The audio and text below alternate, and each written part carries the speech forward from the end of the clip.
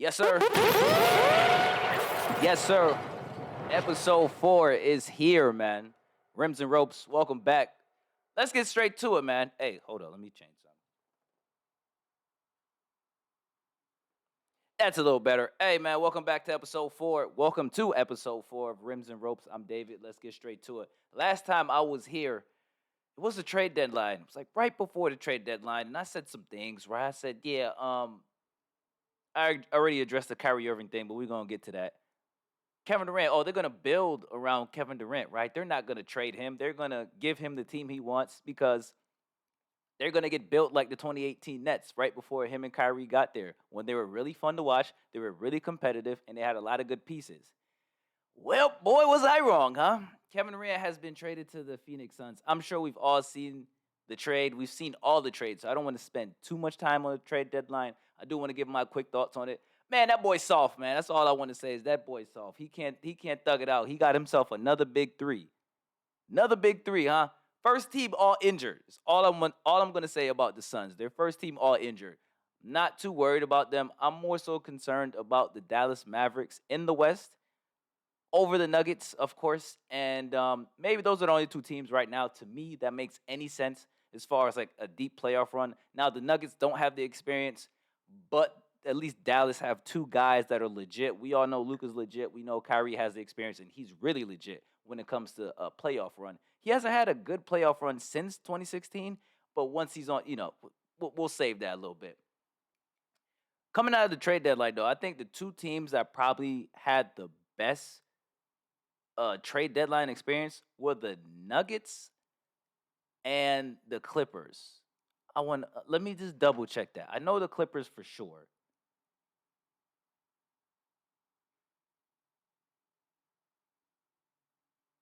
The Clippers absolutely, definitely got a lot better. They got rid of John Wall. They got Eric Gordon. They got Mason Plumlee. Bones Highland going to the Clippers is probably the big sleeper that nobody really cares about. I don't know what the Nuggets are seeing to where they feel like they don't need Bones Highland to be on their team to make a big playoff run. Of course, with a guy like Jokic who can give you pretty much a 30-point triple-double every game, I guess a guy like Bones you could probably not use as much because Jamal Murray's going to need the ball, Michael Porter's going to need the ball, and even Bruce Brown has done a lot of things for them. So I can see why they get rid of Bones Highland, but that just makes the Clippers that much more stacked. They have a lot more depth to where if Kawhi and PG decides to, hey, you know what? I'm going to just take a seat. You know what? I don't feel like playing today. My back hurt. My toenail hurt. My head hurt. I'm going to just sit out. Hey, Bones, you go ahead and get in there, get some work in. So the Clippers definitely got a lot better. I'm excited to see if they are going to put it together because since PG and Kawhi has been there, we haven't seen them look like how they were supposed to, right? They been having passes and like, oh, Kawhi's hurt or Paul George is hurt or, Tyronn Lue needs a little bit more time with the team. If they don't get to the conference finals this year, blow it up. Or at least don't give them no expectations, and they're just a fun team to watch in L.A. Speaking of L.A., that was that team I was thinking about earlier that got better. Clippers got better.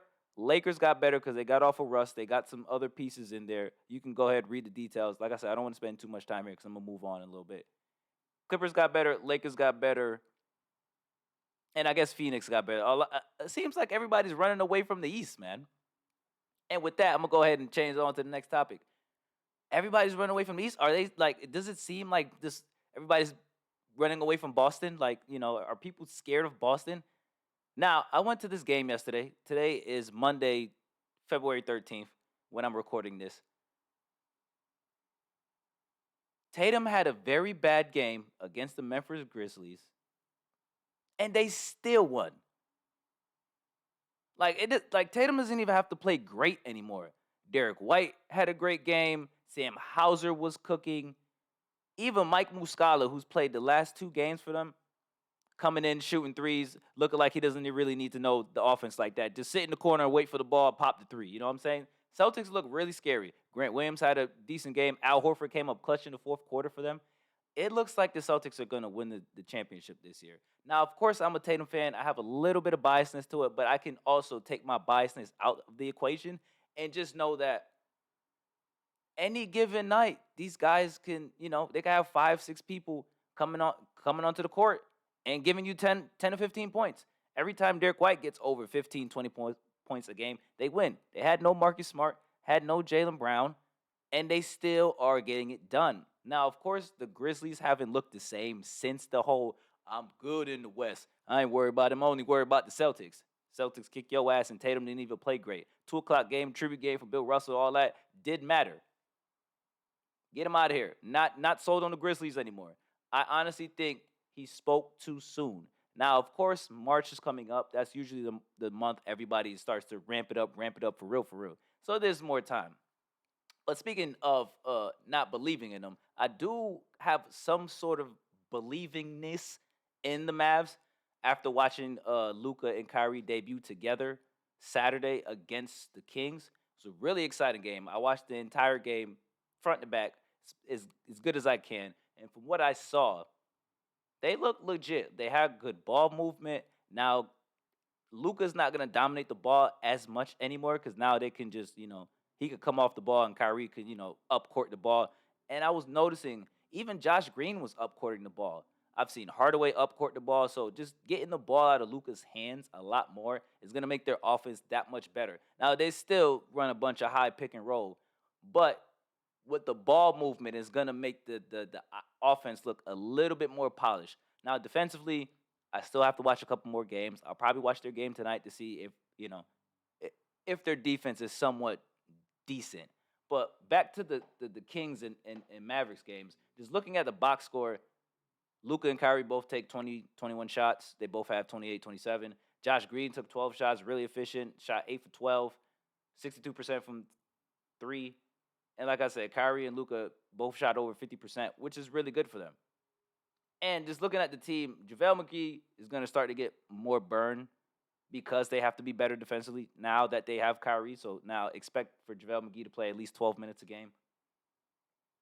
Not sure about the Jaden Hardy dude, but I think he's going to be somewhat used for defense, and Christian Wood can, rim protect if he really needs to, as well as with Dwight Powell, and Reggie Bullock. We already know he's out there to space the floor and defend. So I think they actually have a legit shot of, making their way into a final run. We may get the, Tatum versus Luka in the finals and kick off this rivalry. I honestly would want to see that in the finals now that Kyrie's there. There's no excuses for Luka and the Mavs to not have a deep playoff run this year with the addition of Kyrie Irving.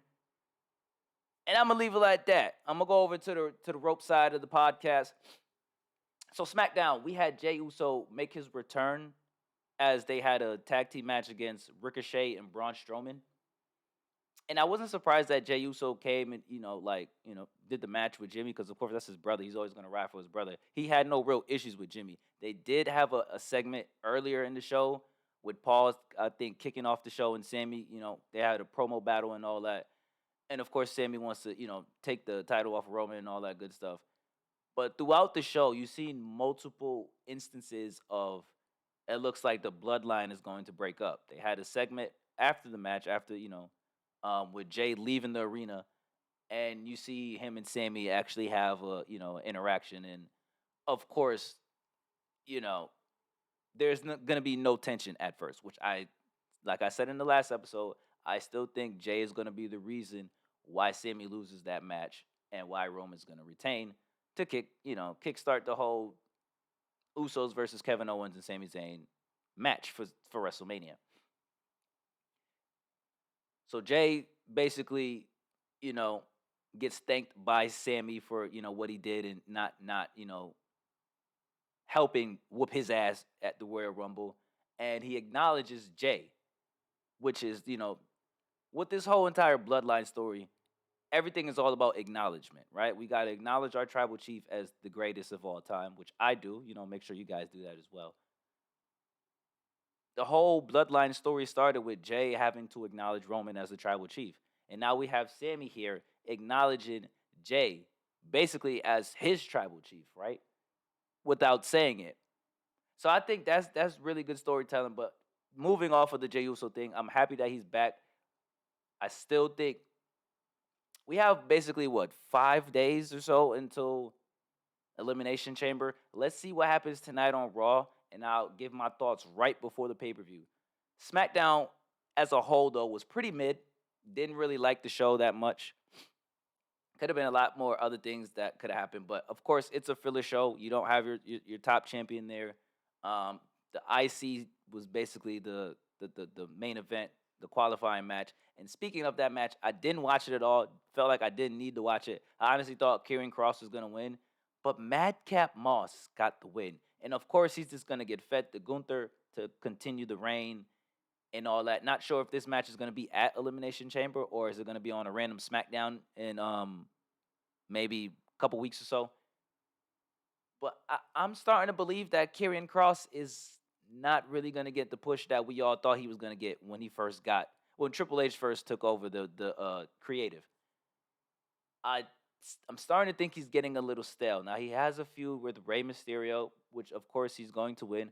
So think about this: he went from Drew McIntyre to Rey Mysterio. He didn't take a step up and battling in these feuds and having these marquee matchups. Now he is going to learn a lot from Rey Mysterio, and I can see why they would want, after the whole Drew McIntyre thing, that feud didn't really help his career like that, but it didn't hurt it either.